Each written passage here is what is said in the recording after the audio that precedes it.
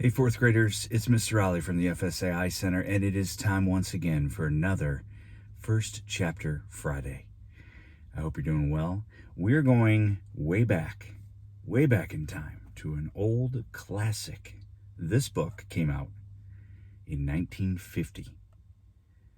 You're probably saying, Mr. Ollie, how old were you then? Well, I wasn't born, not for 27 years after that.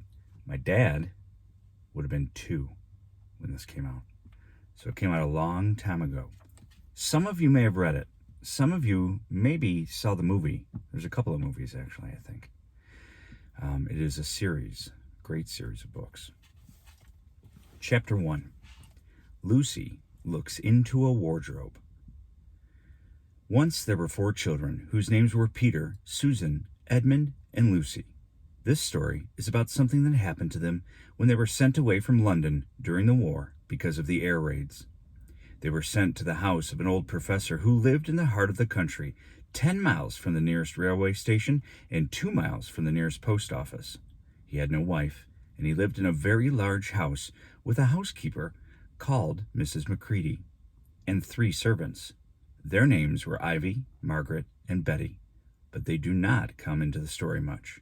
He himself was a very old man with shaggy white hair, which grew over most of his face as well as on his head, and they liked him almost at once.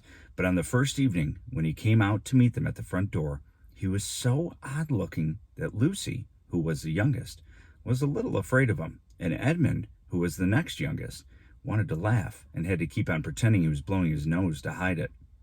As soon as they had said goodnight to the professor and gone upstairs on the first night, the boys came into the girls' room and they all talked it over.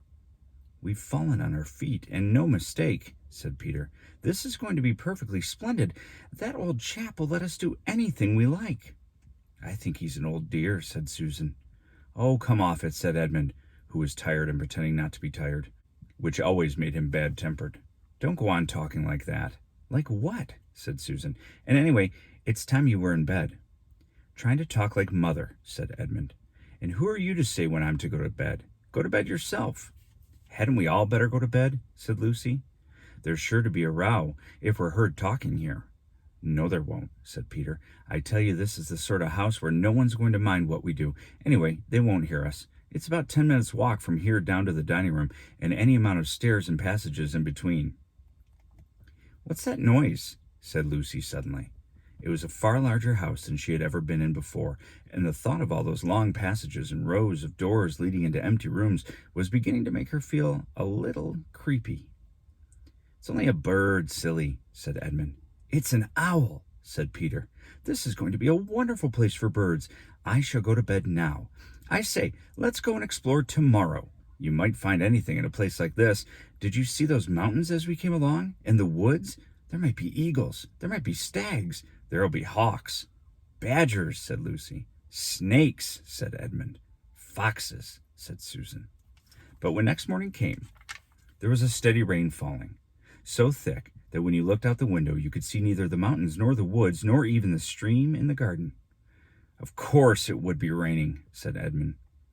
They had just finished breakfast with the professor and were upstairs in the room he had set apart for them, a long, low room with 2 windows looking out in one direction and 2 in another.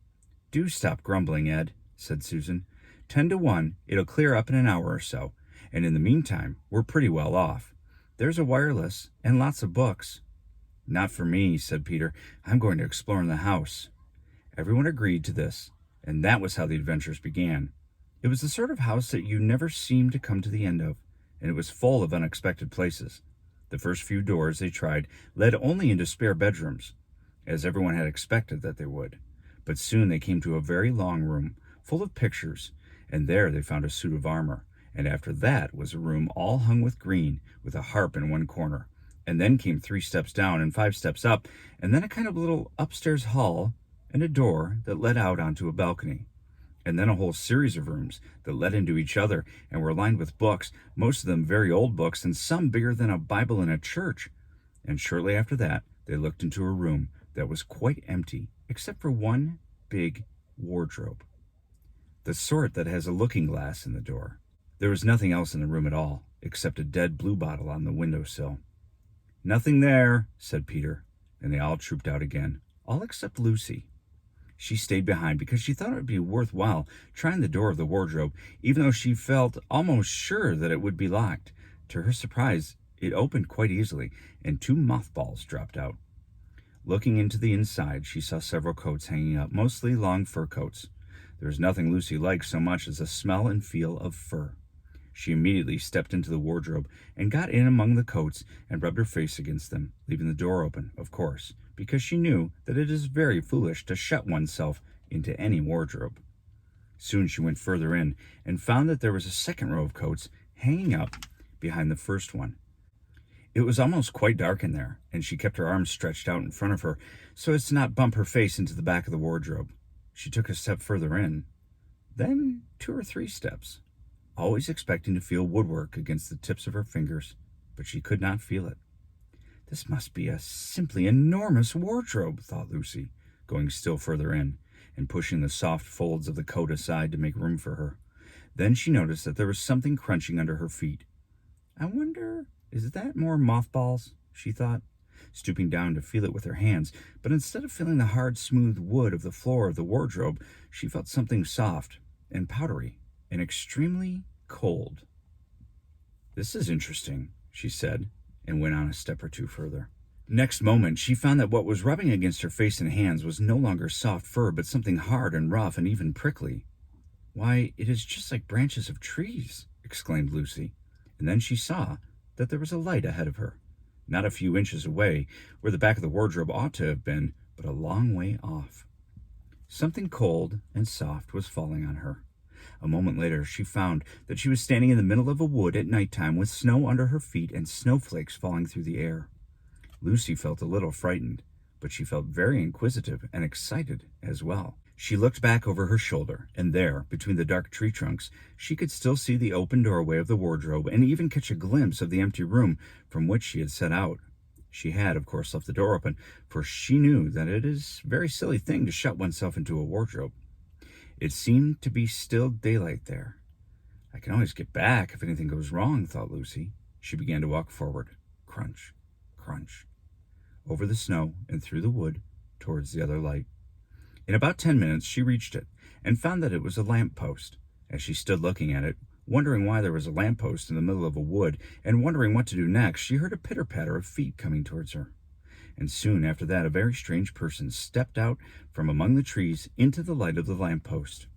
He was only a little taller than Lucy herself, and he carried over his head an umbrella, white with snow. From the waist upwards, he was like a man, but his legs were shaped like a goat's. The hair on the back of them was glossy black, and instead of feet, he had goat's hooves. He also had a tail, but Lucy did not notice this at first, because it was neatly caught up over the arm that held the umbrella so as to keep it from trailing in the snow. He had a red woolen muffler round his neck, and his skin was rather reddish too. He had a strange but pleasant little face with a short pointed beard and curly hair, and out of the hair there stuck 2 horns, one on each side of his forehead.